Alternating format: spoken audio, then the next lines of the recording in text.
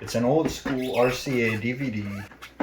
It's old school, but it at least has an HDMI. Yeah. Yeah, that tray is still good.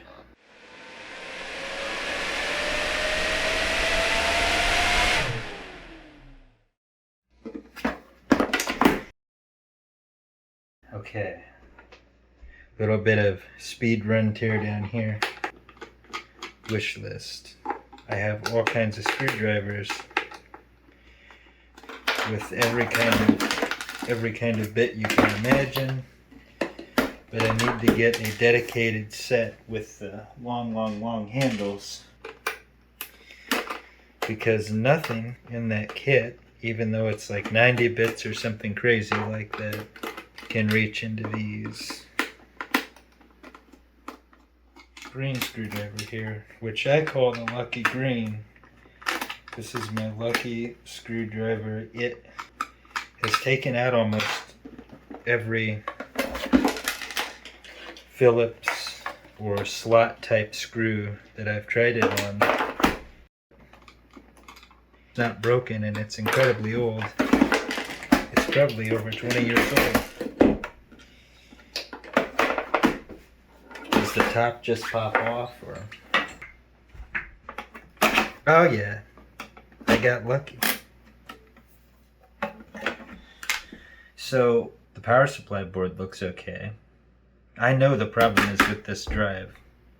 Mechanically, I'm trying to do the minimum amount of work possible here on this thing, because it's not worth a bunch of money. It's not worth putting a ton of time into it.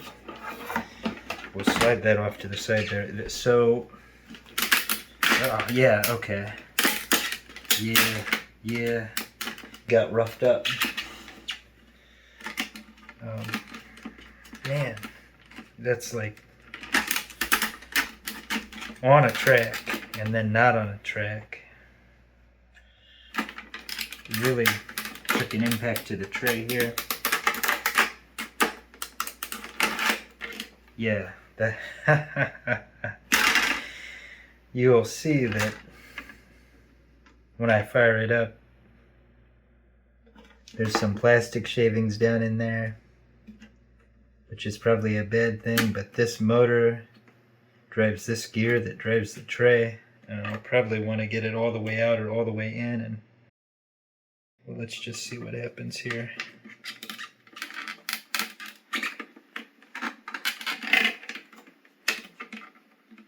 If I can get it to re-engage. Yeah, okay. Yeah. For operation of the tray, I'm going to go ahead and tack it back on. If the drive tray is coming out like it should be possible to fix this from the outside anyway. That's nice and flush, it's on correctly.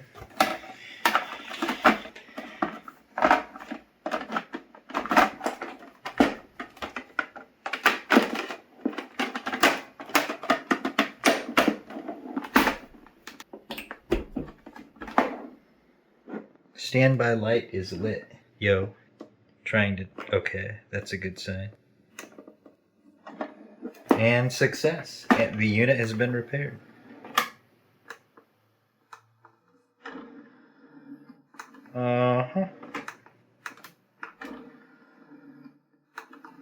Sometimes the tray and the gears and whatever can get out of sync and they won't be able to open or close, or it'll try to close too far or open too far. And it was fine. It's dirty. I'm probably going to go ahead and clean it.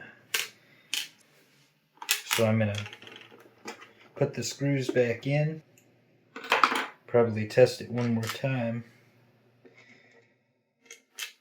and then give it a quick wipe down, because it, as I said, it's really dirty, this one.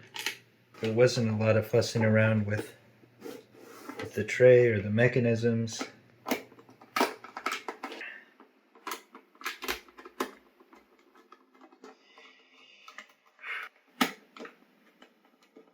Even the screws are going back in.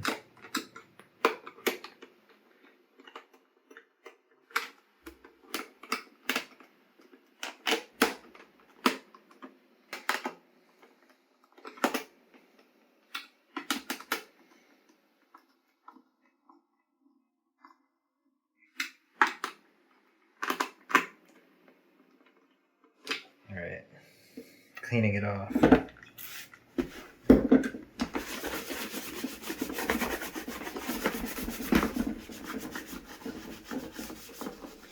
This will likely return in a future episode just to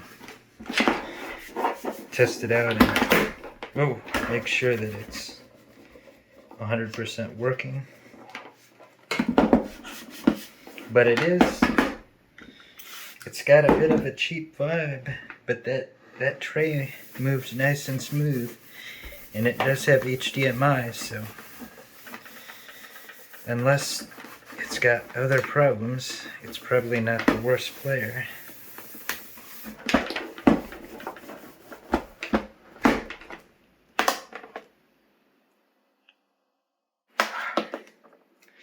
Yeah, I'm gonna go the extra mile, clean the power cord as well, because like I said, the whole thing felt really sticky, and that's not fun.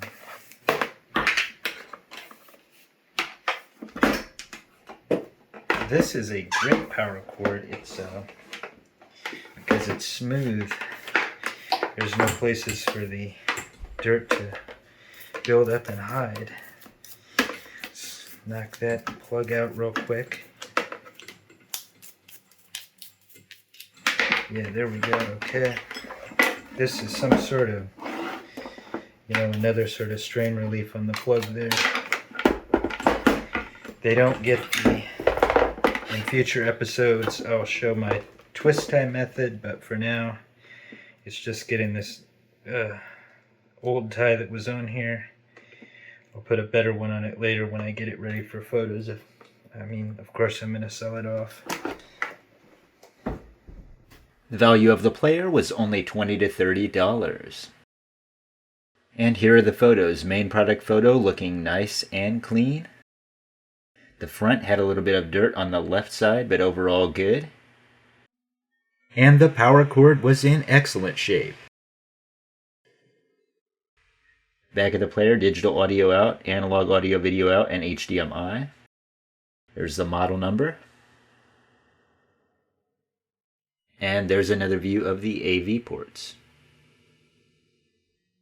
Thank you for watching. Please like, share, comment, subscribe, and hit that bell for notifications.